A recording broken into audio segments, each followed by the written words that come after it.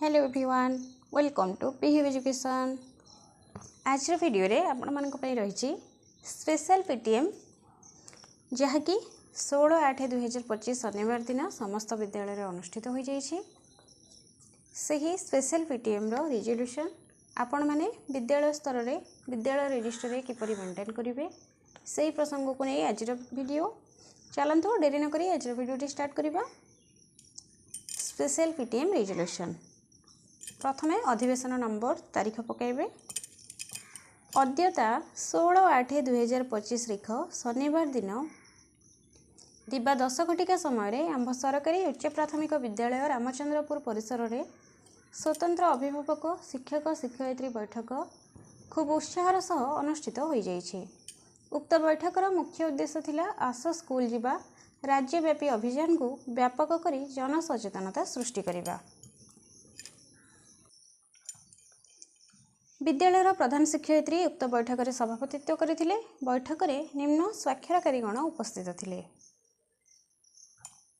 उल्लेख थाउ कि ओडिशा विद्यालय शिक्षा कार्यक्रम प्राधिकरण भुवनेश्वर परिपत्र नंबर 8725 तारीख 12/8/2025 अनुଯାयी चलित शिक्षा वर्ष 2025-26 रे आस स्कूल जीवा राज्यव्यापी अभियान अवसर में स्वतंत्र अभिभावक शिक्षक शिक्षयित्री कमिटीर बैठक 16/8/2025 तारीख शनिवार दिन सारा राज्य में अनुष्ठित हेबो। एणु आंभ विद्यालय मध्य एही बैठक अत्यंत उत्साहर सह अनुष्ठित हो जाइछि। बैठक में निम्न आलोचना मान करा जाइथिला।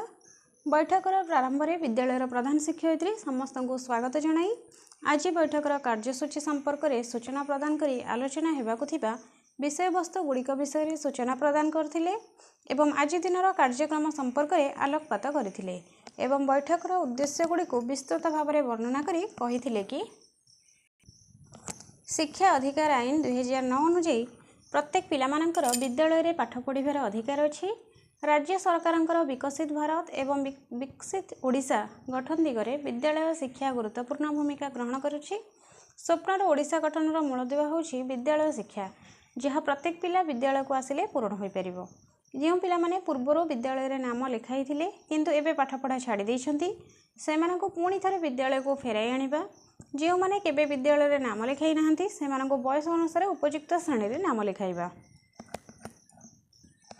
तत्परे आस स्कूल जीवा अभियान को सफल करने पई अधारू पाठ छाड़ी और आदि नाम लिखाई नथिबा पिलामानंकर तालिका विद्यालय स्तर में प्रस्तुत करा जाई सेमानंकर नाम लिखाइबा पई पितामाता मानंको परामर्श दिया जाइथिला। तत्परे विद्यालय समस्त शिक्षक शिक्षयित्री विद्यालय परिचालना कमिटीर सदस्यवृंद पितामाता को नहीं आस स्कूल जीवा अभियान पदयात्रा करा जाइथिला। एही पदयात्रा रे समस्त सदस्य हाथ में बैनर धरी विभिन्न स्लोगान दे पदयात्रा करथिले और ग्रामवासी मानंको सचेतन कराइथिले।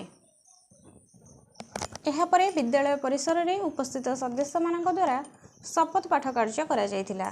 प्रत्येक सदस्य शपथ करथिले कि विद्यालय बाहर थिबा प्रत्येक पिलांको विद्यालय फेराई आनिबारे यत्नवान हेबे और सक्रिय भूमिका ग्रहण करने सह विद्यालय रे एक निरापद एवं आनंददायक शिक्षण परिवेश सृष्टि करने पई समस्त प्रकार सहयोग करिवे। परे विद्यालय प्रधान शिक्षयित्री उपस्थित पितामाता और अभिभावक मानंको अधारू पाठ छाड़ी आदि नाम लिखाई नथिबा एवं विद्यालय बाहर थिबा पिलामानंको मुख्य स्रोत रे शामिल करिबा पई विद्यालय और गणशिक्षा विभाग द्वारा उपलब्ध हेउथिबा विभिन्न कार्यक्रम और योजना गुड़िक विषय में अवगत कराइथिले। निपुण ओडिशा मिशन राज्य राष्ट्रीय मुक्त विद्यालय कस्तूरबा गांधी बालिका विद्यालय भिन्नक्षम शिक्षार्थी विभिन्न सुविधा सुजोग इत्यादि विषय में आलोचना करा जाइथिला। उपरोक्त समस्त आलोचना पर अभिभावक मानक ठारू विद्यालय शिक्षार सर्वांगीन उन्नति निमंते गठनमूलक प्रस्ताव मध्य ग्रहण करा जाइथिला। शिक्षा क्षेत्र में वैप्लविक परिवर्तन पाई एही प्रकार बैठक अनुष्ठित हेबा सरकारंकर एक अभिनव तथा प्रशंसनीय उद्यम अटे बोली समस्त सदस्य मत व्यक्त करने सह विद्यालयर समस्त कार्य प्रति संतोषजनक मत प्रकाश करथिले एवं विद्यालयर समस्त कार्य में पूर्ण सहयोग करिवे बोली मत व्यक्त करथिले। शेष में समस्त को धन्यवाद अर्पण पूर्वक सभा कार्य शेष करा जाइथिला एवं सभा शेष में प्रधान शिक्षकों स्वाक्षर रहिबो उपस्थित सदस्य मानकर भी स्वाक्षर रहिबो। ये थिला आज वीडियो। आशा करछि वीडियोटी निश्चय आपण मानक भल लागिथिबो।